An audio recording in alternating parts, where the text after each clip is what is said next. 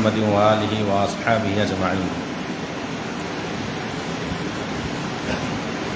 আজকের আলোচ্য বিষয় দুটি, একটি হচ্ছে সমসাময়িক, কারণবশত করতে হচ্ছে, আরেকটি হচ্ছে আমাদের যে ধারাবাহিক আলোচনা, সেই আলোচনার নিয়ম অনুযায়ী যেটা করার কথা ছিল আর কি। তো প্রথম আলোচনা যেটা সমসাময়িক, সেটা হচ্ছে গণতন্ত্র সম্পর্কে আলোচনা।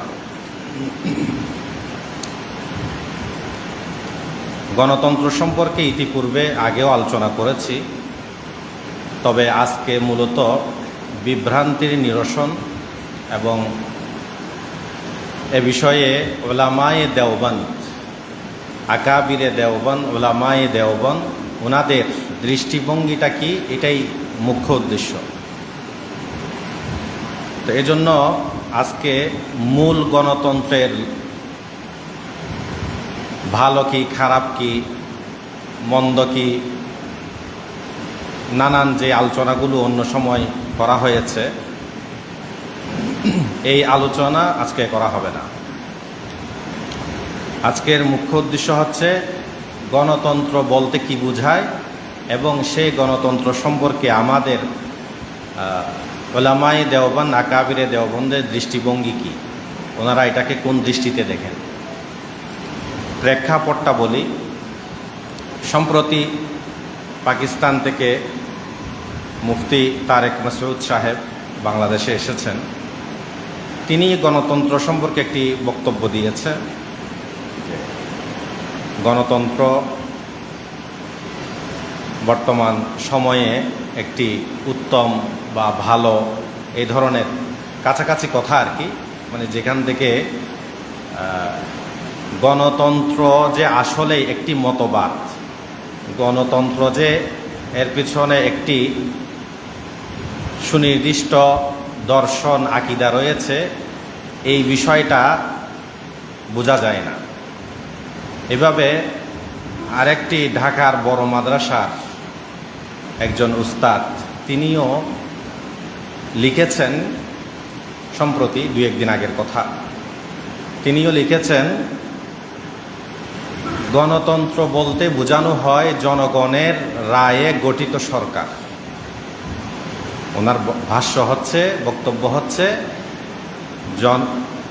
আমাদের যেই গণতন্ত্র বলি, এই গণতন্ত্র বলতে সাধারণ মানুষ এবং কি উলামায়ে কেরাম, ওনারাও বুঝেন জনগণের রায়ে গঠিত সরকার। তো জনগণের রায়ে গঠিত সরকার, এটা তো স্বাভাবিকভাবেই খারাপ কিছু না, কারণ যেখানে রাজতন্ত্র অর্থাৎ জনগণের রায়ের কোনো তোয়াক্কা করা হয় না, একের পর এক বংশ পরম্পরায় কি হয়, আপনার রাজা বাদশাহ হয়, প্রেসিডেন্ট প্রধানমন্ত্রী হয়, আমির হয়, তো এরা জনগণের কোনো তোয়াক্কা করে না, জবাবদিহিতা থাকে না। যেমন আরব রাষ্ট্রগুলোতে আছে, সৌদিয়াতে আছে, আরব আমিরাতে আছে, কাতারে আছে। তো ওই দিক থেকে গণতন্ত্রে যেহেতু জবাবদিহিতা আছে এবং জনগণের রায়ের একটা প্রতিফলন আছে, সেই হিসেবে গণতন্ত্র এটা ভালো। এবং গণতন্ত্রের সরকার বলতে এটাই বোঝানো হয়, বা গণতান্ত্রিক নির্বাচন বলতে এটাই বোঝানো হয় যে জনগণের রায়ে গঠিত সরকার। তো এটা তো কোনো হারাম, কুফর এই ধরনের কিছু না। ওনারও ভাষ্য হলো এটা। এমনকি শেষে তিনি এটাও দাবি করেছেন যে আমাদের আকাবিররা যারা গণতান্ত্রিক নির্বাচনে অংশগ্রহণ করেছেন, তারাও এটা মনে করেই করেছেন যে এটা জনগণের রায়ে গঠিত হচ্ছে, তাহলে সমস্যা কি? তারা এটাকে হারাম, কুফর বা এই ধরনের কিছু মনে করতেন না। তাহলে এটা একটা আসলেই বিভ্রান্তিকর বিষয়। বরং একটা বাস্তবতাকে অস্বীকার করা কিংবা ভিন্ন ব্যাখ্যা করে মানুষকে বিভ্রান্ত করা, এই জন্যই গণতন্ত্রের বিষয়টা পরিষ্কার হওয়া দরকার। দুটো বিষয়, একটা হচ্ছে গণতন্ত্র মতবাদ কি, আর একটা হচ্ছে গণতন্ত্রের সাথে সংশ্লিষ্ট বা একটা প্রধান বিষয় হচ্ছে নির্বাচন। সেই নির্বাচনে অংশগ্রহণ দুটা ভিন্ন ভিন্ন বিষয়। তা আমি প্রথমেই গণতন্ত্র কাকে বলে বা গণতন্ত্র বলতে কি বোঝায়, গণতন্ত্র যে একটা মতবাদ, এটা যে ইসলামের সাথে সাংঘর্ষিক বিষয়, এই বিষয়টা আগে আমি তুলে ধরি। আমরা সাধারণত জানি গণতন্ত্রের জনককে। কেউ কেউ বলবেন আব্রাহাম লিঙ্কন। আব্রাহাম লিঙ্কন গণতন্ত্রের জনক না। গণতন্ত্র এমনি অনেক আগে থেকেই চলে আসছে। গণতন্ত্র আরও অনেক আগে থেকেই কি হয়ে আসছে, চলে আসছে। তবে বর্তমান যে আধুনিক গণতন্ত্র আছে, এই আধুনিক গণতন্ত্রটা আমেরিকার 16তম প্রেসিডেন্ট ছিল জন লোক। এই জন লোক হলো এই আধুনিক গণতন্ত্রের জনক। এরপর পরবর্তীতে এসে আব্রাহাম লিঙ্কন একটি গণতন্ত্রের সংজ্ঞা দিয়েছেন, যেই সংজ্ঞা খুব জনপ্রিয় সংজ্ঞা, যেই সংজ্ঞাটা সকলেই ব্যাপকভাবে গ্রহণ করেছেন। এই আব্রাহাম লিঙ্কন 19/11/1863 সাল, 1863 সালের নভেম্বর মাসের 19 তারিখ তিনি এক বক্তৃতায় তিনি গণতন্ত্রের সংজ্ঞা দিয়েছেন, government of the people, by the people, for the people. এই সংজ্ঞা এটা পরবর্তীতে কি হয়ে গেছে, খুব প্রসিদ্ধ হয়েছে, পপুলার হয়েছে, মানুষের কাছে জনপ্রিয় হয়েছে। এখান থেকেই অনেকে মনে করেন যে আব্রাহাম লিঙ্কন এই গণতন্ত্রের কি জনক। আসলে গণতন্ত্রের জনক কে না, আব্রাহাম লিঙ্কন না, বরং তিনি একটা পপুলার বা জনপ্রিয় একটি সংজ্ঞা দিয়েছেন। তো এই government of the people, by the people, for the people, এটার তিনটা অংশ। আমি সব অংশ নিয়ে আলোচনা করার দরকারও নেই, অন্য সময় আলোচনা করা হয়েছে। শুধু প্রথম অংশটা বলি। গভর্নমেন্ট অফ দ্য পিপল হলো গণতান্ত্রিক সরকার হয় জনগণের সরকার। গণতান্ত্রিক সরকার হয় কিসের সরকার? জনগণের সরকার। তো এই জনগণের সরকার বলতে কি বোঝানো হয়? গণতন্ত্রের মধ্যে জনগণের সরকার মানি যেখানে সার্বভৌম ক্ষমতার মালিক হলো জনগণ, কিংবা সহজ ভাষায় বললে সকল ক্ষমতার মালিক জনগণ। সেই সকল ক্ষমতার মালিক জনগণ হয়, সেটাই তারা ভোটের মাধ্যমে প্রয়োগ করে 5 বছরের জন্য, বা যেখানে 4 বছর আছে বা অন্য কোনো সময় থাকতে পারে, নির্দিষ্ট সময়ের জন্য তাদেরকে সেই ক্ষমতাটা, নিজেদের ক্ষমতাটা অর্পণ করে। জনগণ ভোটের মাধ্যমে তাদের নিজেদের ক্ষমতাটা ওই নির্বাচিত সরকারকে কি করে, প্রদান করে, ক্ষমতায় বসায়। তাহলে এখানে বোঝা গেল ওদের ভাষ্য অনুযায়ী আর কি, গভর্নমেন্ট অফ দ্য পিপলের অর্থ হচ্ছে এটাই, জনগণের সরকার তথা জনগণের ক্ষমতার মাধ্যমে, ক্ষমতার প্রয়োগের মাধ্যমে এই সরকার কি হয়, গঠিত হয়। ঠিক আছে।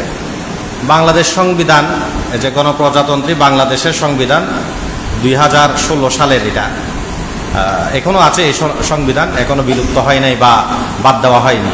এখানেও আছে, বাংলাদেশ সংবিধানের 7ম 1 অনুচ্ছেদে লেখা আছে, প্রজাতন্ত্রের সকল ক্ষমতার মালিক জনগণ। প্রজাতন্ত্রের এই দেশের সকল ক্ষমতার মালিককে জনগণ। তো জনগণ যেহেতু এই ক্ষমতার মালিক, তো এই ক্ষমতা তারা তাদের যারা সংসদ সদস্য হবে বা সরকারে যাবে, এমপি হবে, তাদেরকে কি করবে, প্রদান করবে। এরপর এরা ক্ষমতায় গিয়ে যেমন ইচ্ছা তেমন তারা কি করতে পারে,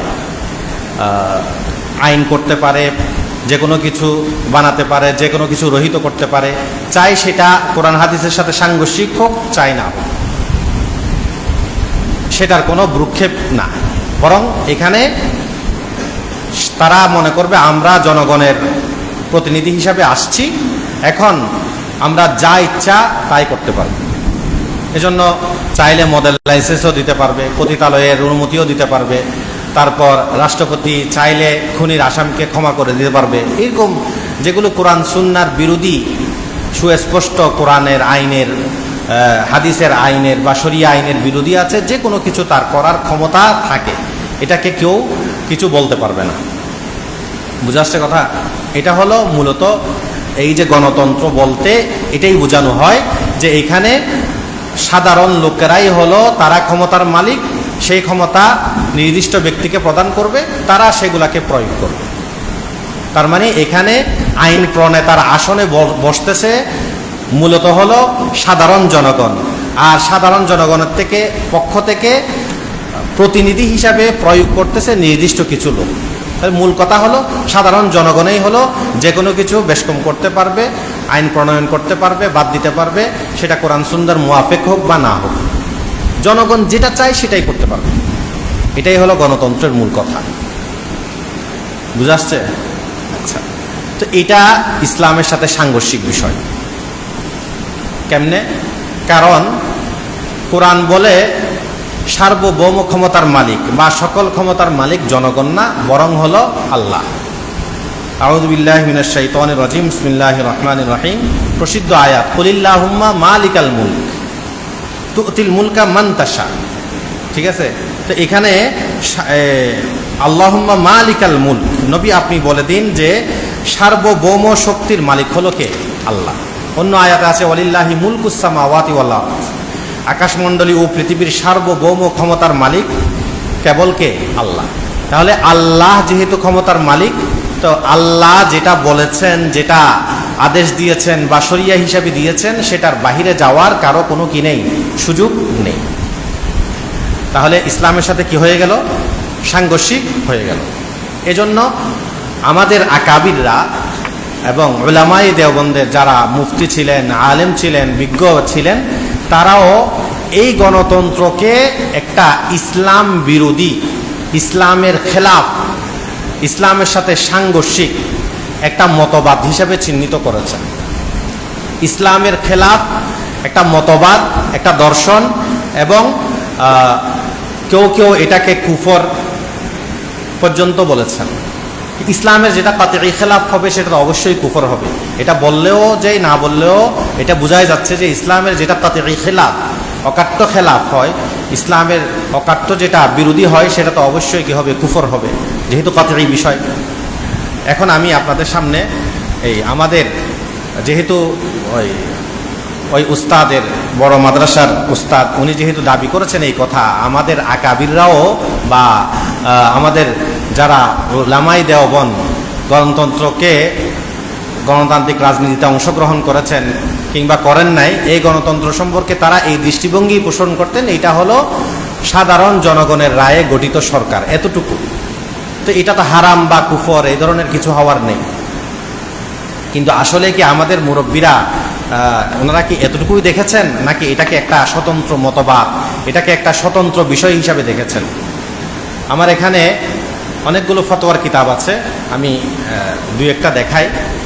প্রথম হলো আহসানুল ফাতাওয়া, 6 নম্বর খণ্ড, মুফতি রশিদ আহমদ লুধিয়ানবী রহমতুল্লাহি আলাইহি, পাকিস্তানের বড় মুফতি ছিলেন মুফতি রশিদ আহমদ লুধিয়ানবী রহমতুল্লাহি আলাইহি। এই 6 নম্বর খণ্ডে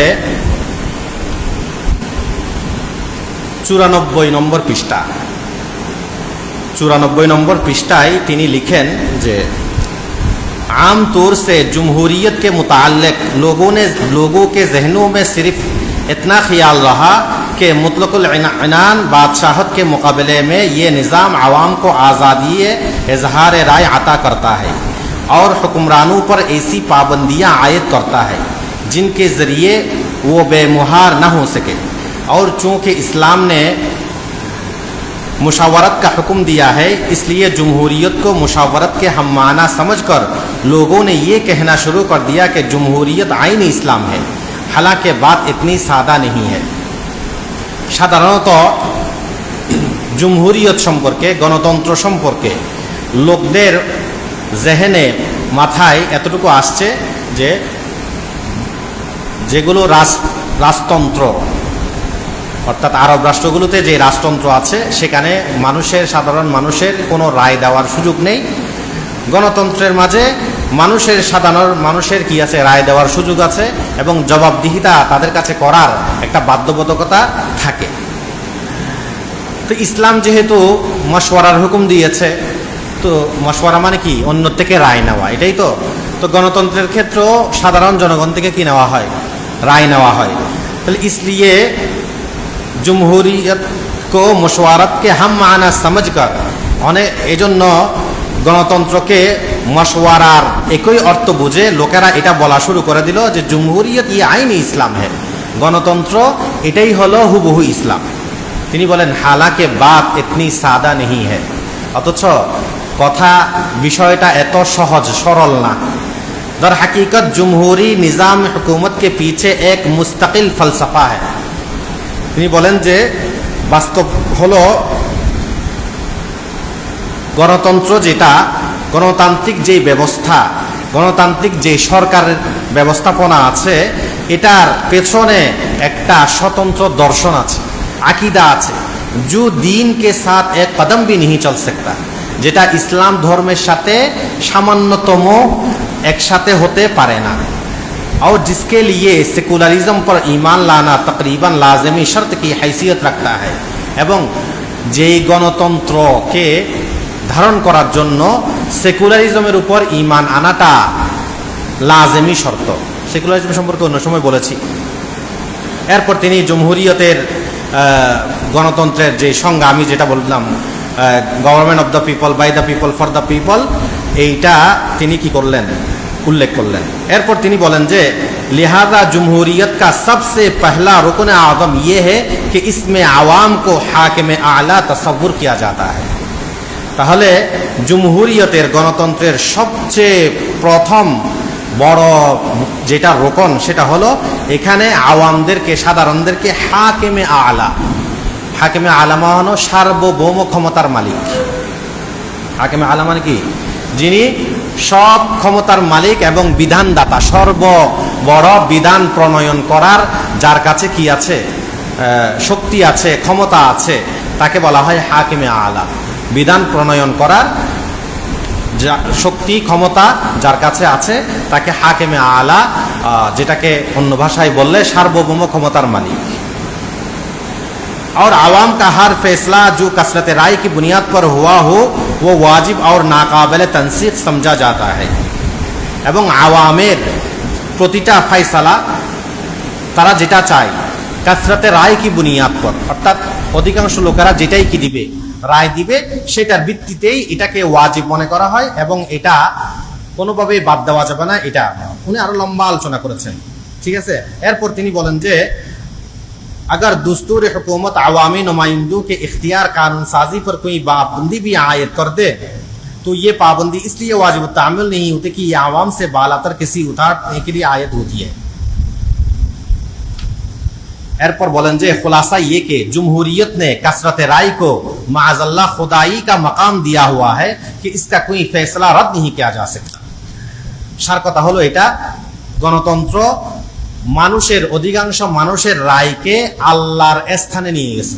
আল্লাহর যেমন কোনো বিধানকে বাদ দেওয়া যায় না, মানতে সবাই বাধ্য, তদ্রূপ অধিকাংশ লোকেরা যেটা রায় দিবে সেটাও দেশের মানুষ মানতে বাধ্য, এটাকে রদ করা যাবে না।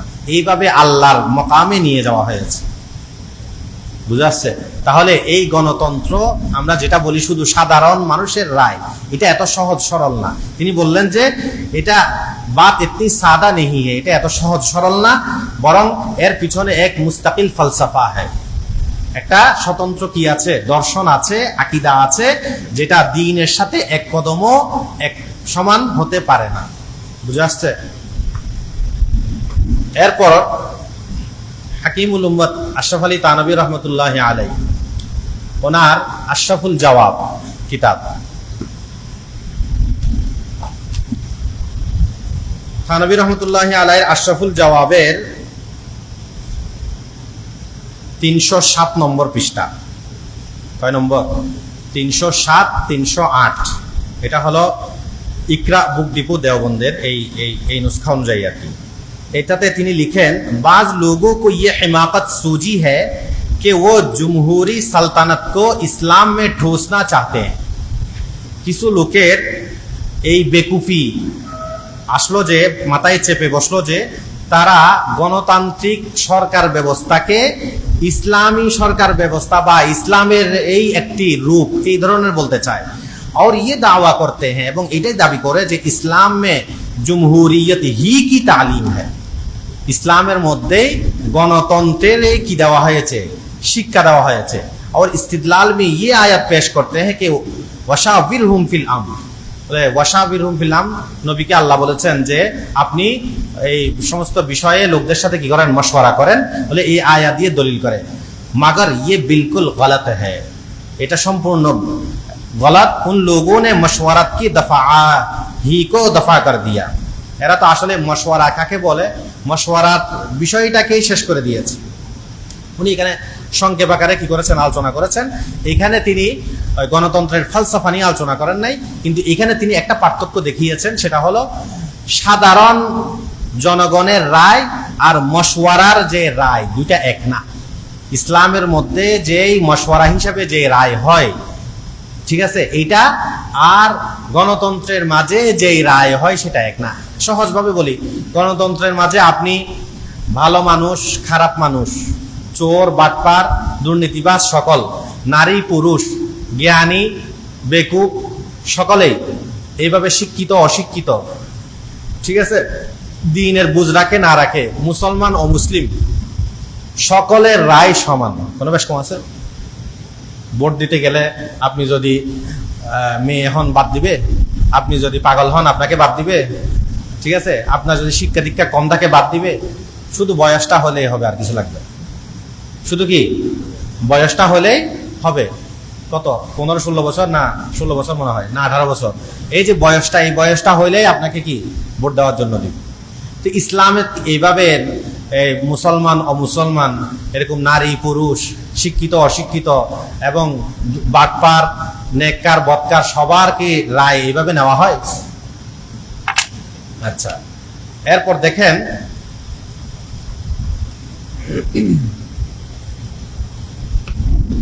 পাকিস্তানের আরেকজন বড় আলেম ছিলেন শহীদ ইসলাম হযরত মাওলানা ইউসুফ লুধিয়ানবী রহমতুল্লাহ আলাইহি।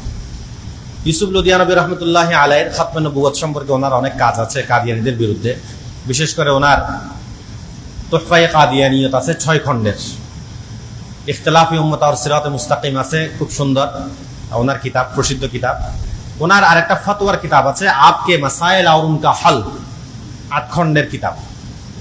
এই 8 খণ্ডের কিতাবের 7ম নম্বর খণ্ড হলো এটা। এখানে 657 নম্বর পৃষ্ঠা। তিনি বলেন, জুমহুরিয়ত ইস দৌর কা সনমে আকবর। ওনার উনওয়ান জুমহুরিয়ত ইস দৌর কা সনমে আকবর।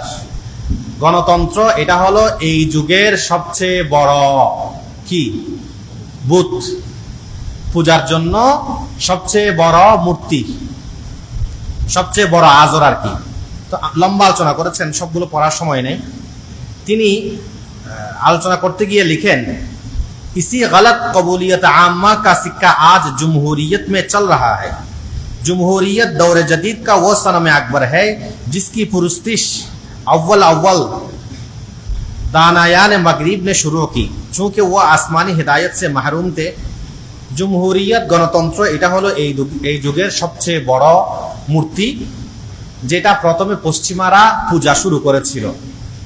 এরপর আস্তে আস্তে তিনি বলেন যে यहाँ तक के मुसलमानों ने भी तकलीद मगरिब में पश्चिमा दासत्व, पश्चिमा अनुसरणे गिए जमहूरियत की माला चपनी शुरू कर दी। कभी ये नारा बुलंद किया गया कि इस्लाम जमहूरियत का हुक्मबरदार है और कभी इस्लामी जमहूरियत की इस्तिलाह वज़ा की गई। বলে কখনো কখনো এই আওয়াজও উচ্চকিত করা হয়েছে, এই স্লোগানও দেওয়া হয়েছে, বলে ইসলাম তো জমহুরিয়তেরই কথা বলে, গণতন্ত্রেরই কথা বলে। এবং কখনো কখনো বলা হয়েছে ইসলামী জমহুরিয়ত, মানে ইসলামী গণতন্ত্র। ইসলামী গণতন্ত্র বুঝেন নাই? ইসলামী বেশ্যাখানা আর কি, এটা যেমন ইসলামী কি গণতন্ত্র, ইসলামী বেশ্যাখানা এটা যেমন একটা নাম, তো এই ধরনের কবি ইসলামী জমহুরিয়ত কি ইস্তিলাহ ওয়াজা কি গই, বলে এই ইসলামী গণতন্ত্রের একটা পরিভাষা বানিয়ে নেওয়া হয়েছে। हालांकि मगरिब जमहूरियत के जिस बुत का पुजारी है उसका ना सिर्फ ये कि इस्लाम से कोई ताल्लुक नहीं बल्कि वो इस्लाम के सियासी नजरिए की जिद है। तो उन्हीं बोलें যে অথচ পশ্চিমাদের যে গণতন্ত্র, এটা তো শুধু ইসলামের সাথে কোনো সম্পর্ক নাই যে, এমন না, বরং সেটা ইসলামী যেই রাজনীতি আছে, ইসলামী রাজনীতিরই সম্পূর্ণ বিপরীত একটা বিষয়। इसलिए इस्लाम के साथ जमहूरियत का पैबंद लगाना और जमहूरियत को मुशर्रफ व इस्लाम करना सरीहन गलत है। এজন্য ইসলামের সাথে জমহুরিয়ত লাগিয়ে ইসলামী গণতন্ত্র বলা, এইভাবে সম্মানিত করা গণতন্ত্রকে, এটা সরিহান গলত। বুঝা আসছে? আরো লম্বা আলোচনা করেছেন, আমি শুধু দেখাচ্ছি আমাদের আকাবিদ বা আমাদের উলামায়ে দেওবন্দ যারা ছিলেন তারা গণতন্ত্রকে কোন দৃষ্টিতে দেখতেন। এটা কি নিছক একটি শুধু জনগণের রায় হিসেবে দেখতেন, নাকি এটাকে কোনো ফলসাফা, এটার একটা দর্শন, এটা মুস্তাকিল স্বতন্ত্র একটা ইসলামের বিরুদ্ধে একটা সাজিশ, ইসলামের বিরোধী একটি মতবাদ হিসাবে তারা চিহ্নিত করেছেন। এটাই আমি আপনাদের সামনে শুধু তুলে ধরতেছি। ফতোয়ায়ে মাহমুদিয়া, মুফতি মাহমুদ হাসান গাঙ্গুহি রহমতুল্লাহি আলাইহ এই ফতোয়া, মুফতি আজম হিন্দ ওয়া দারুল উলুম দেওবন্দ, এই ফতোয়ায়ে মাহমুদিয়া 24 খণ্ডের কিতাব, না 28 খণ্ডের মনে হয়। এটা হলো 20 নম্বর খণ্ড, জাকারিয়া বুক ডিপো 20 নম্বর খণ্ডে তিনি 412 নম্বর পৃষ্ঠা, কত 412 নম্বর পৃষ্ঠা, এখানে প্রশ্ন করা হয়েছে, सवाल, क्या हमारे नबी हुजूर सल्लल्लाहु अलैहि वसल्लम ने, सबाई पढ़ें,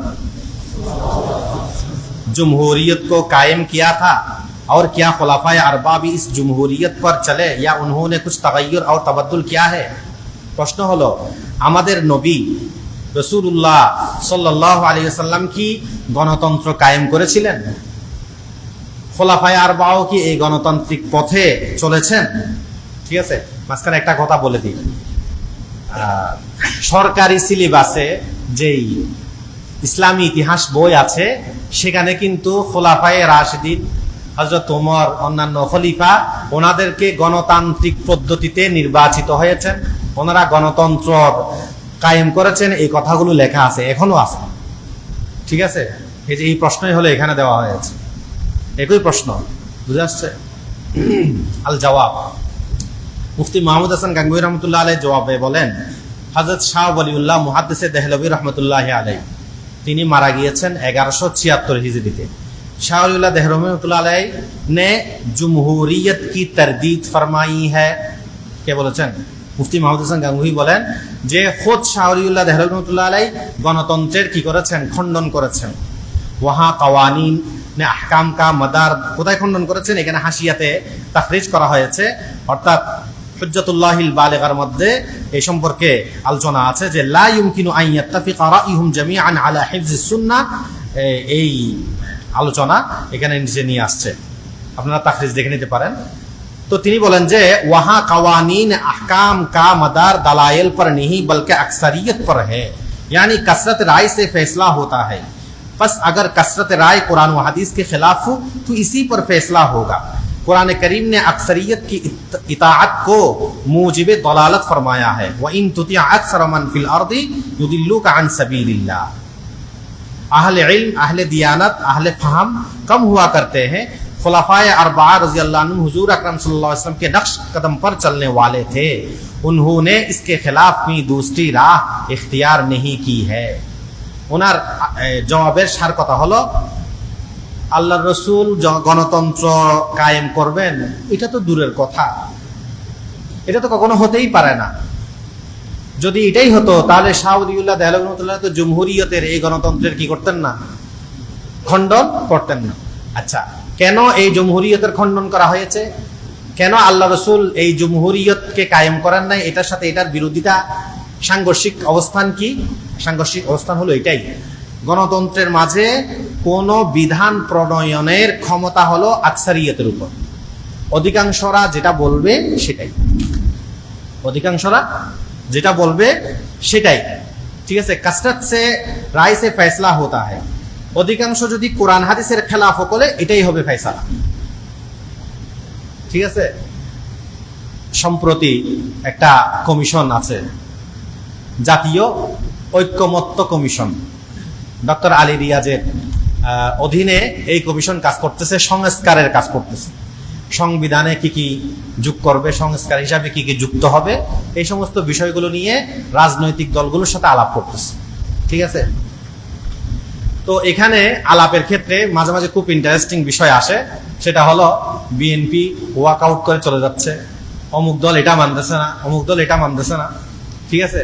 তো এখন যে বিএনপি হলো সবচেয়ে বড় দল, অন্যান্য দল যারা আছে এরা বলতেছে বিএনপিটা হলো মাত্র একটা দল, আমরা আরো 10, 12, 15 দল আছি, আমরা যদি একদিকে থাকি তাহলে বিএনপি একটা দল মানলেও কি না মানলেও কি, তাহলে আকসার, এরা দল হিসাবে আকসার দেখাচ্ছে। এখন বিএনপি বলে যে আমরা এক দল না মানা মানে হলো দেশের অর্ধেক মানুষ না মানা, তোমরা 10 দলে না মানা মানে হলো দেশের 5% মানুষও না, 10% মানুষও না, 3 ভাগের 1 ভাগও না, তাদের দ্বন্দ্বের কথা বলতেছি, ঠিক আছে।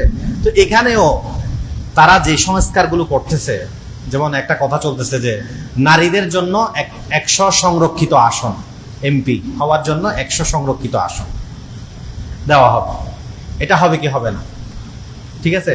তো নারীদের এই ধরনের আসন বন্টন করে এইভাবে নারীদেরকে সামনে নিয়ে আসা, পরিচালনার মধ্যে নিয়ে আসা, এটা তো ইসলামের খিলাফ, ঠিক আছে। কিন্তু এটা হবে কি হবে না, ইসলামের খেলাফ হচ্ছে কি হচ্ছে না, এইগুলা কোনো বিষয় না। অধিকাংশ গণতান্ত্রিক দল যদি মানে যে নারীদেরকে 100 আসন বা 50 আসন দেওয়া হবে তাহলে মেনে নেবে, কিন্তু কোরআন হাদিসে কি আছে না আছে এগুলা কোনো দেখার বিষয় না।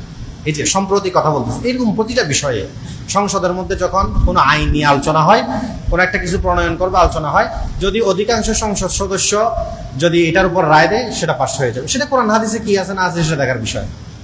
বলছে এই যে এটা কোরআন হাদিসের কোনো তাওয়াক্কু না করা, এটাই হলো কোরআনের খেলাফ। কোরআনে আছে ওয়াইন তুতি আকসারা মান ফিল আরদ ইউদিল্লুক আন সাবিলিল্লাহ, নবী আপনি যদি দুনিয়ার অধিকাংশ লোকের যদি অনুসরণ করেন তাহলে এরা তো আপনাকে আল্লাহর রাস্তা থেকে গুমরা করে দিবে।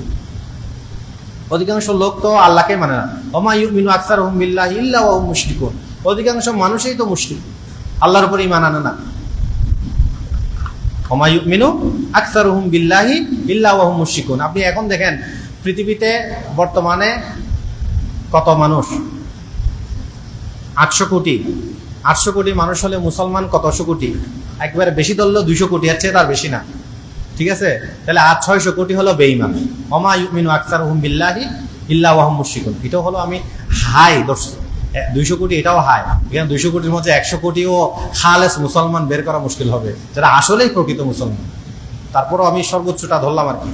আচ্ছা যা হোক, আমি যেটা বলতে চাচ্ছি, আমাদের আকাবিররা বা আমাদের উলামায়ে দেওবন্দ যারা ছিলেন, তারা ফতোয়ার কিতাবে, ফিকহির কিতাবে গণতন্ত্রকে নিছক একটি সাধারণ জনগণের রায় হিসাবে চিহ্নিত করেন নাই, এটাকে কোরআন হাদিসের খেলাফ এই বিষয়টাই তুলে ধরেছেন। কেউ ফালসাফা দর্শন হিসাবে, কেউ তাদের যে নির্বাচনের যে পদ্ধতিটা আসে সেই পদ্ধতিটাই যে কোরআন হাদিসের খেলাফ, এটাকে ওনারা কি করেছেন, তুলে ধরেছেন।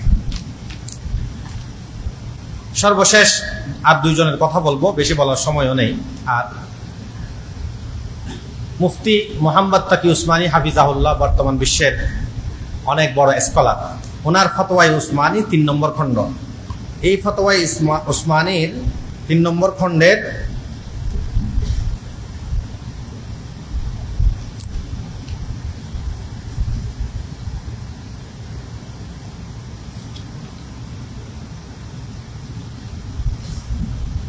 507 নম্বর পৃষ্ঠা, কত 507 নম্বর পৃষ্ঠা, তিনি বলেন, ওনাকে প্রশ্ন করা হয়েছে, বেশ কয়েকটা প্রশ্ন এখানে আছে।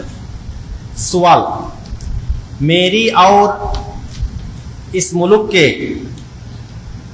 सब मकीनों की जिंदगी का एक मुश्तरक मसला है इंतखाब या जमहूरियत, जिसको इस्लामी रसायल और कुतुब बल्कि आम दरस व वाज में भी दौर हाजिर का एक आजिम बुत करार दिया जा चुका है। दरियाफ्त तलब उमूर यह है कि या वाकई ये बात सही है कि मौजूदा तर्ज इंतखाब यानी मगरबी जमहूरियत दौर हाजिर का अजीम बुत है। अच्छा, 2 नंबर, अगर ये बात दुरुस्त है तो जो लोग यहाँ सिजदा रेज है उनके लिए शरई हुक्म किताब व सुन्नत में क्या है। जाओ আমি জবাবটা পড়ে শোনাই। 1 নম্বর জবাবে তিনি বলেন, मगरबी जमहूरियत जिसकी बुनियाद आवाम की हुक्मरानी के तसव्वुर पर है, इस्लाम के कतई खिलाफ है। পশ্চিমা গণতন্ত্র, এটার ভিত্তি হলো আওয়ামদের, সাধারণদের কি হলো শাসন ক্ষমতা, আওয়ামদের শাসন ক্ষমতা বা সার্বভৌম ক্ষমতা। এটাই হলো মূল পশ্চিমা গণতন্ত্র। এটা ইসলামকে কাতঈ খিলাফে, ইসলামের অকাট্যভাবেই এটা সাংঘর্ষিক বিষয়। क्योंकि इस्लाम की बुनियाद अल्लाह की हाकिमियत आला के अकीदे पर है, जिसे कुरान करीम ने इनिल हुक्म इल्ला लिल्लाह के मुख्तसर जुमले में इरशाद फरमाया है। বুঝা আসছে কথা? ইসলামের মূল ভিত্তি হলো আল্লাহই হলেন সার্বভৌম ক্ষমতার মালিক, তিনিই হলেন সর্বোচ্চ বিধানদাতা এবং তিনিই হলেন আমাদের যত কিছু প্রয়োজন, এই সব কিছুর জন্য যা যা বিধান দেওয়া দরকার, এগুলোর একমাত্র শাসন ক্ষমতার মালিকই হলেন আল্লাহ। এটাই কে বলে ইনিল হুকমু ইল্লা লিল্লাহ, বিধান হলো আল্লাহ। अच्छा, एरपर তিনি বলেন लिहाजा मगरिबी जमहूरियत को अपनी तमाम तसव्वुरात के साथ बरहक समझना आहद हाजिर की बदतरीन गुमराहियों में से है। আচ্ছা, তিনি বলেন যে এই পশ্চিমা গণতন্ত্রকে তার যেই মতাদর্শ, তার যেই দর্শন, এই দর্শন সহকারে কেউ যদি হক মনে করে, তাহলে এটা হলো বর্তমান যুগের সবচেয়ে বড় গুমরাহি পথভ্রষ্টতা। ऐसे लोगों को शरई तौर पर गुमराह कहा जाएगा, गुमराह कहा जाएगा। बुझा से एरपर তিনি আরো আলোচনা করেছেন, और अगर कोई शख्स इस तफसील के साथ मगरिबी जमहूरियत को बरहक समझे कि पार्लियामेंट अगर कोई कानून कुरान करीम के किसी सरी हुक्म के खिलाफ नाफिज करते तो पार्लियामेंट का कानून ही बरहक होगा, तो ऐसा एतकाद कुफर है। एरपर তিনি আরো বলেন যে কেউ যদি মনে করে যে পার্লামেন্ট যদি, সংসদ যদি কোরআন হাদিসের বিপরীত কিছু প্রণয়ন করে, তাহলে পার্লামেন্ট যেটা বলবে সেটাই সত্য, অর্থাৎ যেটা গণতন্ত্র বলে আর কি, এরকম বিশ্বাস করে তো এটা কুফরে। আর যদি কেউ মনে করে যে না, পার্লামেন্টে কোনো কিছু ফাইসলা করলে এটা আমরা প্রাধান্য হিসেবে নিব না, বরং কোরআন হাদিসের বিষয়টাই আমরা প্রাধান্য দিবে, তো তিনি বলেন যে এরকম যদি কেউ বলে, তাহলে ও মাগরিবি জমহুরিয়ত কো জো কা তু কবুল नहीं करता, এ তো পশ্চিমা গণতন্ত্রকেই গ্রহণ করলো না। কেউ যদি এরকম মনেই করে, তাহলে তো সে পশ্চিমা গণতন্ত্রকে, মানে সে আসলে গণতন্ত্রকেই গ্রহণ করে নাই, যেখানে সে ইসলামকে, কোরআন হাদিসকে কি দিল, প্রাধান্য দিল। তাহলে বোঝা গেল কেউ যদি গণতন্ত্র মানে, তাহলে ইসলামকে প্রাধান্য দেওয়া বিশ্বাস আর কি, মানে মতবাদ হিসেবে গণতন্ত্রকে যদি মানে, তাহলে ইসলামকে প্রাধান্য দেওয়া এটা হবে না। আর কেউ যদি ইসলামকে প্রাধান্য দেওয়া এটা হিসাবে গ্রহণ করে, তাহলে সে আসলে গণতন্ত্রকে গ্রহণ করলো না, কারণ গণতন্ত্র তো ইসলাম সম্পর্কে কোনো কথাই নাই, এখানে হলো মানুষের রায়ের উপর কথা। বুঝা আসছে কথা? আচ্ছা, আরেকজন ব্যক্তি হলেন মাওলানা খালেদ সাইফুল্লাহ রহমানী, ভারতের। ওনার কিতাবুল ফতোয়া, এটা 7 খণ্ড, এটার প্রথম খণ্ড হলো এই কিতাবুল ফতোয়া। এই কিতাবুল ফতোয়ায় তিনি 317 নম্বর, 316, 17 এখানে তিনি আলোচনা করেছেন। আমি উনি শেষে যে কথাটা বলেছেন, এটা খুব গুরুত্বপূর্ণ কথা বলেছেন। যেমন ওই বড় মাদ্রাসার যে শিক্ষক, তিনি যে ইসলামের মধ্যে জনগণের রায়কে গ্রহণ করা এবং গণতন্ত্রের ক্ষেত্রে জনগণের রায়কে গ্রহণ করা হয়, সেই হিসাবে তিনি এক করে দেখানোর চেষ্টা করেছেন। কিন্তু তিনি এই পার্থক্যটা তুলে ধরেছেন যে দুইটা এক না। लेकिन मौजूदा जमहूरियत, वर्तमान गणतंत्र और इस्लाम के तसव्वुर हुक्मरानी में 2 असासी फरक है। দুটা মৌলিক পার্থক্য আছে, ইসলামের শাসন ক্ষমতা এবং বর্তমান যে গণতন্ত্র, এই দুটার মধ্যে মৌলিকভাবে কয়টা পার্থক্য? 2টা। 1 নম্বর, जमहूरियत में आवाम को हर तरह की कानून साजी का हक होता है, गोया तहलील व तहरीम का किलीद उन लोगों के हाथ में होती है जिनको आवाम ने मुंतखब किया है। इस्लाम की नज़र में असल सरचश्मा कानून किताबुल्लाह और सुन्नत रसूल है और उसकी तशरीह का हक उन लोगों का हासिल है। अच्छा, তিনি বলেন যে বর্তমান গণতন্ত্র এবং ইসলামী শাসন ক্ষমতার মাঝে পার্থক্য হলো এটা, গণতন্ত্রের মাঝে সাধারণদেরকে সব ধরনের বিধান করার ক্ষমতা দেওয়া আছে, তারা হালাল হারাম যে কোনো কিছু করার ক্ষমতা রাখে, ওই মাধ্যম হিসেবে আর কি, অর্থাৎ ওরা প্রতিনিধি পাঠায়, প্রতিনিধিরাই এদের পক্ষ থেকে হালাল হারাম করার কি রাখে, পার্থক্য রাখে। কিন্তু এটা ইসলামের সাথে যায় না। ইসলাম বলবে হালাল হারাম হবে আল্লাহ ক্ষমতা, শরিয়ার ক্ষমতা। শরিয়ত যদি হালাল বলে হালাল, হারাম বললে হারাম। মানুষ কোনটাকে হালাল হারাম, বৈধ অবৈধ বলার কোনো কি নাই, সুযোগ নাই। এই একটা পার্থক্য। द्वितीय पार्थक्य दूसरी जमहूरियत में आददी अक्सरियत का हासिल कर लेना हुक्मरान और हुक्मरानी का हिस्सा बनने के लिए काफ़ी है, उसके लिए कोई लियाकत वाहलियत जरूरी नहीं है। দ্বিতীয় পার্থক্য হলো গণতন্ত্রের জন্য কোনো কিছু অর্জন করা যদি অধিকাংশ লোক যদি এটাতে পক্ষে যায় তাহলে যথেষ্ট। এখানে অধিকাংশ লোক এদের যোগ্যতা কি, এদের মানদণ্ড, এইগুলা কিছু নাই, এগুলা কিছুই দেখা, অধিকাংশ লোক হলেই হলো, ঠিক আছে, অধিকাংশ লোক হলেই যথেষ্ট, এটা মেনে নেওয়া হয়। अच्छा, हमारे मुल्क में पार्लियामेंट और असेंबली के मुताबिक ऐसे नाखानदा अरकान रुकन है जो अपने दस्तखत भी खुद नहीं कर सकते। উনি ভারতের কথা বলতেছে আর কি। যা হোক, তো ইসলামের মধ্যে এরকম কোনো লিয়াকত ছাড়া, আহলিয়ত ছাড়া যে কোনো কেউ অধিকাংশ লোক হয়ে গেলে যেটা গ্রহণ করা হয় তা নয়। বুঝে আসছে কথা? এটা হলো খালেদ সাইফুল্লাহ রহমানী ওনার কথা। আরেকজনের আমি কথা বলেই শেষ করতেছি, সেটা হলো আমাদের আরেকজন বড় আকাবিরে দেওবন্দের মাঝে বা দেওবন্দি আলেমদের মাঝে বড় একজন ব্যক্তি ছিলেন হযরত মাওলানা ইদ্রিস কান্দালবী রহমতুল্লাহ আলাইহি। ওনার অনেকগুলো কিতাব আছে, আত-তালিকুস সাবিহ, মিশকাতুল মাসাবিহের শরা আছে 4 খণ্ডে। এরপর ওনার এই সিরাতের উপর সিরাতুল মুস্তাফা চমৎকার কিতাব আছে 3 খণ্ডের। ওনার আরেকটা আছে আকাইদুল ইসলাম, এটা সবাই মোতালা করবেন, যেটা একসাথে প্রথম দ্বিতীয় খণ্ড আছে, সেটা একটা প্রথম খণ্ড ছাপছে 200 পৃষ্ঠা, এটা না, এটা অসম্পূর্ণ। আরেকটা যেটা একসাথেই 400+ আর কি, অর্থাৎ 500 পৃষ্ঠার কাছাকাছি একটা আছে আকাইদুল ইসলাম, ওই যেটা ইদারায়ে ইসলাম করাচি থেকে ছেপেছে, ওইটা মোতালা করবেন। ওই কিতাবে তিনি এই সম্পর্কে আলোচনা করেছেন। 195 নম্বর পৃষ্ঠায় তিনি বলেন যে এই যে বর্তমান যেই প্রচলিত শাসনতন্ত্র আছে, তারা ইয়ে कहती हो कि हुकूमत आवाम की और मजदूर की है, তারা এই কথা বলে যে শাসন ক্ষমতা চলবে সাধারণ লোকের, কর্মচারী যারা আছে এদেরই হলো শাসন ক্ষমতা, এরা যেটা বলবে সেটা। এরপর তিনি শেষে এতটুকু গিয়ে বলেন, এসি হুকুমত বেলাশুবা হুকুমতে কাফেরা है, যেখানে শাসন ক্ষমতা সাধারণ লোকদের উপর, মজদুরদের উপর, ঠিক আছে, ছেড়ে দেওয়া হয়েছে, কোনো বাস বিচার করা হয় নাই, এখানে কোনো মানদণ্ড দেওয়া হয় নাই, এই ধরনের হুকুমত হলো এটা হুকুমতে কাফেরা।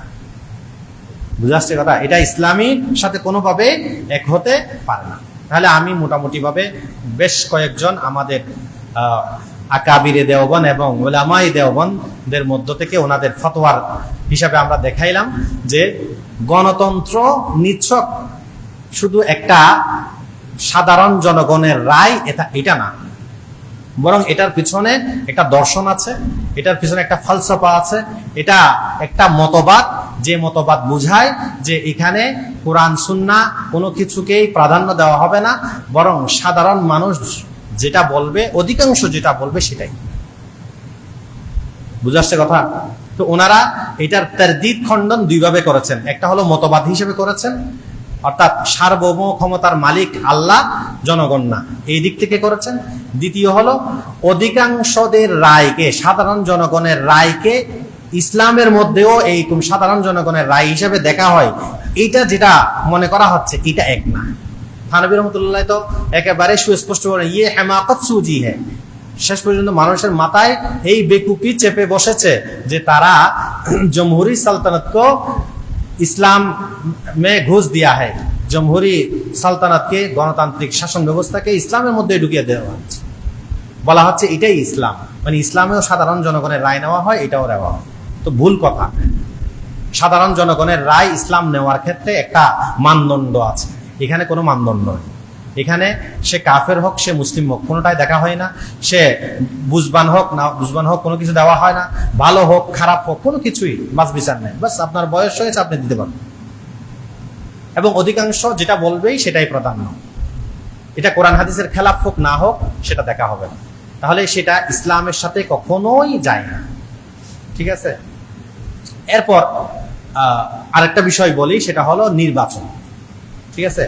নির্বাচন আমি একটু পরে বলি, তার সাথে সংশ্লিষ্ট আরেকটা কথা বলে দিই। উনি ওই বড় মাদ্রাসার ওই শিক্ষক, উনি এটাও লিখেছেন যে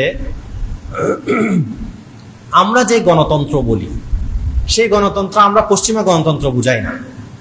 যারা পশ্চিমা গণতন্ত্র নিয়ে পড়ালেখা করে এদের মাথায় এটা ঢুকে গেছে, এই জন্য এরা এটাকে কুফুরি, হারাম এগুলা বলে। বুঝছেন?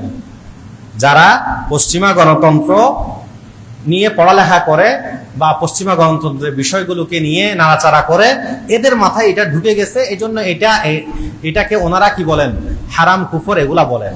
কিন্তু আমরা পশ্চিমা গণতন্ত্র কেন নিব? আমরা এমনি গণতন্ত্র নিব, এটা আমরা আলাদা একটা পরিভাষা বানাইলাম। গণতন্ত্র মানে সাধারণ জনগণের রায়। গণতন্ত্র মানে কি? ওনার ভাষায় সাধারণ জনগণের কি রায়।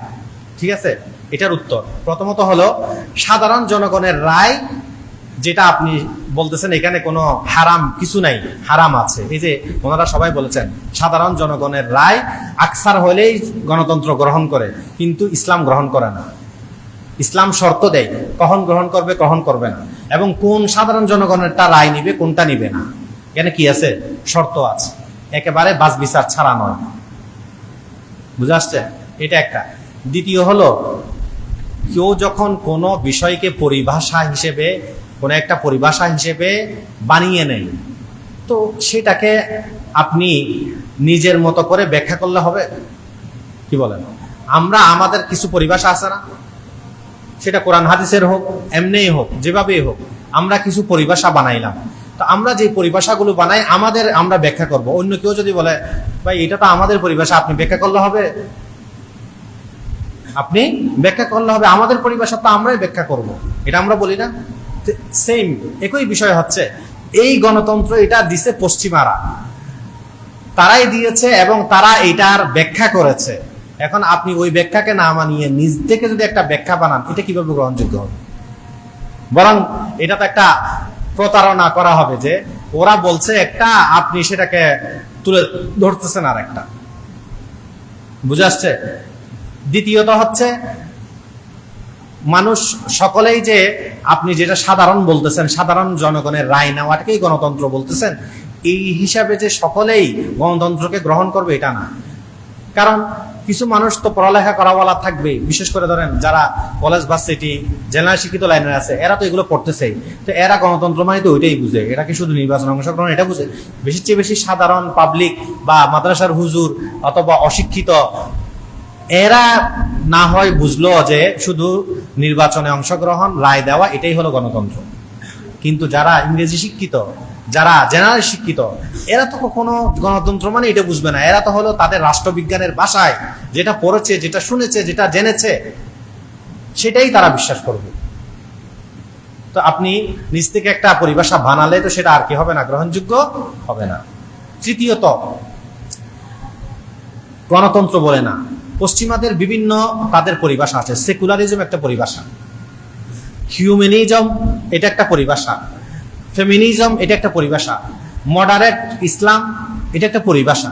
এগুলোর প্রত্যেকটার একটা ব্যাখ্যা ওরা করছে না। এখন আপনি যদি বলেন যে না, আমি হিউম্যানিজম মানে তো মানবতা, মানববাদ আর কি, মানবতাবাদ, তো হিউম্যানিজম মানে মানবতা, তো মানবতা তো ইসলামে আছে, এটা কি কোনো অস্বীকার করার বিষয় হলো? ঠিক আছে, মানবতা ইসলামে আছে, ইসলামে যে মানবতা আছে সেটা, আর তাদের পশ্চিমাদের যে হিউম্যানিজম, মানবতাবাদ, সেটা তো এক না। ওরা এটার পিছনে একটা দর্শন দিয়েছে। তা আপনি যদি বলেন যে না, আমি আমার মতো করে এটা ব্যাখ্যা করব, তাহলে তো আর হবে না। এরা মডারেট ইসলাম মানে এটার একটা ব্যাখ্যা দিয়েছে, সেকুলারিজমের একটা ব্যাখ্যা দিয়েছে। কারণ আপনি প্রত্যেকটার ক্ষেত্রে কি এরকম একটা নিজে নিজে পরিভাষা বানাইয়া এটাকে নিজেদের মতো করে করবেন? তো এটা হয় না। করলে আপনি একজনে করবেন, বা আপনার ছাত্র 2 জন, 5 জন, 7 জন, 10 জন, 100 জন, এরা গ্রহণ করবে। কিন্তু আর একটা বিশাল সংখ্যক যারা জেনারেল শিক্ষিত, যারা অন্য লাইনে আছে, যারা এগুলোই চর্চা করে, পড়ালেখা করে, এরা তো কখনো গ্রহণ করবে না। এরা তো সেকুলারিজম মানে ওইটাই বুঝবে, গণতন্ত্র মানে ওইটাই বুঝবে, মডারেট ইসলাম মানে ওইটাই বুঝবে, ফেমিনিজম মানে, হিউম্যানিজম মানে, লিবারেলিজম মানে এগুলোই বুঝবে, যেগুলো ওরা দিয়েছে সেটা। বুঝাচ্ছে কথা? আচ্ছা, তো এই কথা এখানেই শেষ করতেছি। শেষে ওই যেটা বাকি রয়েছে সেটা বলি, সেটা হলো নির্বাচনে অংশগ্রহণ। ঠিক আছে, নির্বাচনে অংশগ্রহণ এটা একটা গণতন্ত্রের জন্য প্রধান বা গুরুত্বপূর্ণ একটা বিষয়। ঠিক আছে, এখন গণতন্ত্র এটা ইসলামের কাতঈ খেলাফ একটা মতাদর্শ, মতবাদ বা কুফর। এটা মোটামুটি আমাদের আকাবির, আমাদের যারা বুজুর্গ ওলামায়ে কেরাম বা ফতোয়া দিয়েছেন ওনারা মোটামুটি একমত হয়েছেন, ঠিক আছে। কিন্তু নির্বাচনে অংশগ্রহণের বিষয়টা এটার ক্ষেত্রে দেখা যাচ্ছে ইখতিলাফ হয়ে গেছে। এটার মধ্যে কি হয়ে গেছে? ইখতিলাফ হয়ে গেছে। এটার মধ্যে কিছু উলামায়ে কেরাম মনে করেন যে বর্তমানে নির্বাচনে অংশগ্রহণ ছাড়া কার্যকর কোনো পথ খোলা নেই। কারণ আপনি এখন যদি কোনো কথা বলতে চান তাহলে আপনাকে একটা দল করতে হবে, মানে আপনার কথা যদি কেউ গ্রহণ করুক, সরকার আপনার কথা মাথায় নেক, ঠিক আছে, আপনাকে পাত্তা দিবে, এরকম যদি হতে চায় তাহলে আপনাকে একটা দল করতে হবে এবং সেই দল নির্বাচনে অংশগ্রহণ করতে হবে। এই ধরনের একটা অবস্থার মধ্যে থাকতে হবে, তাহলে আপনাকে গণনায় ধরবে। এবং ইসলাম বিরোধী যদি কিছু সরকারে করে তখন তিনি হুঙ্কার দিতে পারবেন, ধমকি দিতে পারবেন, কথা বলতে পারবেন। সংসদে গেলে সংসদে বলতে পারবে, সংসদে না গেলে এমনিই বলতে পারবে, যেহেতু সে দলের মধ্যে আছে, নির্বাচনে অংশগ্রহণ করতেছে, এই জন্য তার একটা প্রভাব আছে, ভূমিকা আছে, এছাড়া আর কোনো পথ নেই। এই জন্য মুফতি সাহেব রহমতুল্লাহ আলাই, তকি উসমানী সাহেব, তারপর আরো বিভিন্ন জনে লিখেছেন এই কথাগুলো, যে আপনি যদি একেবারেই মাঠটা ছেড়ে দেন তাহলে তো সব কারা, ওই সেকুলাররা, ইসলাম বিরোধীরা, ইসলাম বিদ্বেষীরা, বামপন্থীরাই পুরা মাঠটাকে দখল করে নেবে। আপনি এক ঘরে হয়ে যাবেন, কিছু মানে আলো জ্বালিয়ে রাখার যে একটা ব্যবস্থা ওইটাও করতে পারবেন না। তো অন্ততপক্ষে যদি নির্বাচনে অংশগ্রহণটা হয় তাহলে এটা হলো করা যাবে, বুঝা আসছে? এটা হলো ওনাদের মত। আবার আরেক দল উলামায়ে কেরাম ওনারাও আছেন, ওনারা বলেন যে এগুলো সাময়িক কিছু কাজ কারবার, এগুলা দিয়ে আসলে কোনো ইসলামী হুকুমত কায়েম হবে না, কোনো ইসলাম প্রতিষ্ঠা হবে না। গণতান্ত্রিক এটা একটা ফরম্যাট, এখানে ভিতর যে ঢুকবে তাকে সেভাবেই চলতে হবে, সে নিজ থেকে কিছু করতে পারবে না। এই জন্য এগুলো বাদ দিয়ে দাওয়াতের কাজ করি, আমরা ইদাদের কাজ করি, দাওয়াতের কাজ করি, আস্তে আস্তে প্রস্তুতি গ্রহণ করি, সময় যখন আসবে তখন ইসলামী হুকুমত কি হবে? কায়েম হবে। আরেক দল এইভাবে মেহনত করতেছে, এইভাবে বলতেছে, ওনারা ওইভাবে করতেছে। এটা আমার আর কি নাকেস রায় অনুযায়ী হলো যে এটাই এতটুকু, এটা নিয়ে বাড়াবাড়ি করার কিছু নেই। আমার কথা হলো কাজ করেন, যে যেটাকে ফলপ্রসূ মনে করেন, ভালো মনে করেন, কাজ করেন। কাজ মানে মানুষকে ইসলাম বিষয়টা বুঝান, এটাই হলো কাজ। যে গণতন্ত্রের নির্বাচনে অংশগ্রহণ করতেছেন তারাও কাজ করা দরকার, যে আমরা যে গণতন্ত্রের নির্বাচনে অংশগ্রহণ করতেছি এটা কোনো আসল না, এটা হলো সাময়িক, এখন কোনো কার্যকর পথ নেই। এটাই হলো আমাদের জন্য এখন করার সুযোগ। এই জন্য আমরা এখানে অংশগ্রহণ করতেছি। আমাদের আসল উদ্দেশ্য হলো পরিপূর্ণ ইসলামী হুকুমত, খেলাফত, ইমারত এগুলাকে প্রতিষ্ঠা করা। এটা হলো সাময়িকভাবে, ওনারাও এটা প্রচার করেন, বলেন আমরা সাময়িকভাবে এই লাইনে আছি। আর যারা এই লাইনে নাই ওনাদেরও কাজ হলো কাউকে তাকফির না করে, কাউকে গোমরা না বলে, আপনারাও মানুষকে, যারা আসলে সাধারণ পাবলিক, আপনি 70% মানুষ যেখানে নামাজেই পড়ে না, সেখানে আপনি আজকে যদি ইসলামী হুকুমত কায়েম করে দেন, এরা কি আপনাকে টিকাইতে পারবে? এরা কি আপনার পক্ষে থাকবে? থাকবে না। তাহলে প্রস্তুতি নিতে হবে, প্রস্তুত করতে হবে জনগণকে। অন্ততপক্ষে যেটাই আপনি সক্ষমতা এমন অর্জন করতে হবে যেটার কারণে তাদেরকে আপনি কন্ট্রোলে রাখতে পারবেন। হ্যাঁ, পরিপূর্ণ কখনো 100% হবে না, আমিও বলতেছি না 80%ও হবে না, কিন্তু মোটামুটি কাছাকাছি তো যেতে হবে, ঠিক আছে? আপনি এখনই একটু ইসলামের পক্ষে বললে কলেজ ভার্সিটির বা যারা ইসলাম বিদ্বেষী আছে এরাই জঙ্গি বলতেছে, এটা বলতেছে, ওটা বলতেছে, এরা দেশকে আফগানিস্তান বানাবে, ওটা বানাবে, সেটা বানাবে, বিভিন্ন কথা বলতেছে, ঠিক আছে? তো এইগুলো তো আপনি মুখ বন্ধ করতে পারবেন না, কিন্তু এদের পক্ষেও অনেক লোক তৈরি হয়ে যাচ্ছে বা জুড়ে যাচ্ছে। তো এদেরকে তো বাঁচাতে হবে, এদেরকে তো আমাদের পক্ষে আনতে হবে। যারা আল্লাহ মোহর মেরে দিয়েছেন বা ইসলাম বিদ্বেষ যাদের সবকিছুতেই জড়িয়ে গেছে, যুক্ত হয়ে গেছে, এরা তো কখনো ফিরে আসবে না। কিন্তু এদের সাথে যাতে সাধারণ মানুষরা, অন্যরা যাতে জুড়ে না যায়, অংশগ্রহণ না করে, বরং আমাদের পক্ষে থাকে, পক্ষে না থাকলে অন্তপক্ষে বিরোধী যাতে না হয়, এই জন্য তো দাওয়াতের কাজ করতে হবে, এই জন্য তো মানুষের কাছে বিষয়গুলো পৌঁছাতে হবে। এখন দেখা যায় এক দল আরেক দলকে শুধু তাকফির করা কিংবা গুমরা বলা, হ্যাঁ এটা দিয়ে কিছু হবে না, আমি যেটা করতেছি সেটাই হবে, ও এই দল এই দলকে, এই দল এই দলকে, এগুলোর মধ্যেই যেই সময়টুকু যায়, এটাকে বাদ দিয়ে যদি বাস্তবে ফিল্ডে যদি কাজ করেন, যে লাইনে কাজ করতেছেন, কাজ করে যদি মানুষকে যদি ইসলাম কি, ইসলামী হুকুমত কি, ইসলামের বিধান কি, ইসলামের বিধানের ফলপ্রসূতা, সফলতা, সুফলতা, লাভ, ক্ষতি ইত্যাদি বিষয়গুলো যদি মানুষের সামনে তুলে ধরেন এবং সেই আল্লাহ রসুলের মাদানী জিন্দেগির 10 বছরের ঐতিহাসিক দিকগুলো যদি তুলে ধরেন, খোলাফায়ে রাশেদার সময় যেই মানুষ কেমন শান্তিতে ছিল, কেমন নিরাপদে ছিল, কেমন সুফলতা ভোগ করেছে, এগুলো যদি তুলে ধরেন, ইসলামের বার্তাগুলো যদি তাদের কাছে পৌঁছায় দেন, এটা না কাজ হবে। কিন্তু না, এগুলো নাই। ওই এক দল আরেক দলকে যে গণতন্ত্র করে, সে যে ওই দাওয়াত নিয়ে, জিহাদ নিয়ে বা ইরদাদ নিয়ে আছে, তাকে আক্রমণ, আবার এরা এদেরকে আক্রমণ, এগুলোর মাঝে অনেকের সময় চলে যাচ্ছে। আসল যেটা কাজ সেটা কিছুই হচ্ছে না। মানে ওই তবলিগের 2 গ্রুপের মতো হয়ে গেছে আর কি। আগে এক গ্রুপ ছিল, তারা মানুষকে হেদায়েতের পথে আনতো, এখন হলো এক গ্রুপ আরেক গ্রুপে কেমনে ঠেকাবে এই চিন্তা। এখন সাধারণ মানুষকে যে ইসলামের পথে আনবে, হেদায়েতের পথে আনবে, ওই চিন্তা একেবারে কি হয়ে গেছে, কমে গেছে। এটা এখন আর মুখ্য না, এই অবস্থা হয়ে গেছে। তো আল্লাহ তাআলা আমাদেরকে সঠিক বিষয়টা বোঝার তৌফিক দান করুন। এটা একটা বিষয়। দ্বিতীয় বিষয় আজকে আলোচনার খেয়াল ছিল, সেটা হলো ইমাম আবু হানিফা রহমতুল্লাহ আলাই, মানে যেটা আমাদের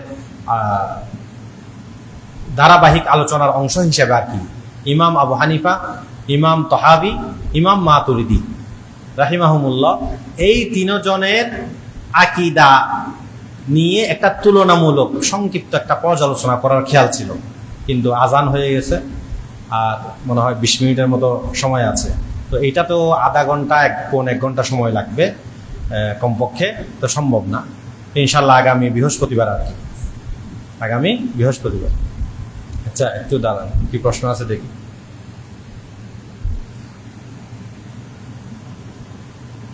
অনেকে বলে আমরা নির্বাচন করি না, জিহাদ করি, এটা কিভাবে দেখবো? এটা তো সুস্পষ্ট তাহরিফ।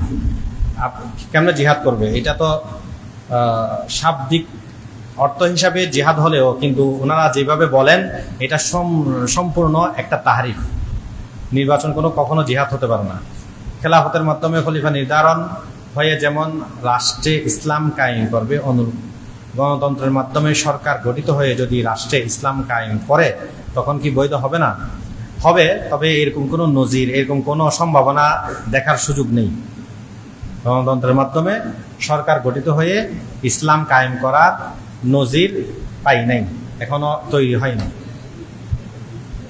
ঠিক আছে, আকীদা এবং ঈমানের মাঝে পার্থক্য কি, এটা বুঝি না। আচ্ছা, এটা আলোচনা আসবে, তখন বুঝবেন। अस्सलाम वालेकुम रहमतुल्लाह। सर मुहर्रम में आपसे कई सवालात करना चाहता हूँ, जो कुरान और हदीस सही की रोशनी में वाज़ेह करना होगा। अहल हदीस देवबंदियों पर एतराज़ करते हैं कि इमाम आज़म अबू हनीफा रहमतुल्लाह का अकीदा और हमारे अकीदा एक ही है। जिसे इमाम अबू हनीफा का अकीदा अल्लाह अर्श पर मुस्तवी है और हमारा अकीदा, अच्छा बुझलम, उलमाए देवबंद कहते हैं चारों इमाम बरहक है, तो हम मसले इमाम शाफी की तकलीद करने के बावजूद भी हम पर क्यों, हालांकि इस मसला में दलाइल बहुत है, बावजूद हम बरहक पर क्यों नहीं होंगे। अच्छा, তো প্রথম যে প্রশ্ন করেছেন, এই প্রশ্নের উত্তর আসবে তুলনামূলক যে আলোচনা বললাম, যে পর্যালোচনা আকীদার, সেইটাতে প্রশ্নের উত্তর আসবে। দ্বিতীয় হলো, তিনি প্রশ্ন করেছেন যে আমরা বলি 4 ইমাম বরহক, এটা ঠিক আছে। তো 4 ইমাম যদি বরহক হয়, সত্যের উপর প্রতিষ্ঠিত থাকেন, তাহলে রফুল ইয়াদাইনের ক্ষেত্রে আমরা ইমাম শাফির তাকলিদ করলে অসুবিধা কি? কারণ রফুল ইয়াদাইনের পক্ষে তো অনেক দলিল আছে।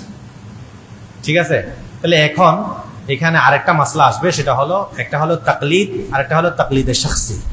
একটা হলো কি তাকলিদ, আরেকটা হলো তাকলিদে শাখসি, নির্দিষ্ট মাকতাবের ফিকিরের তাকলিদ করা, আরেকটা হলো মুতলক তাকলিদ করা, যখন যাকে ইচ্ছা শেখা তখন সেভাবে কি করা, তাকলিদ করা।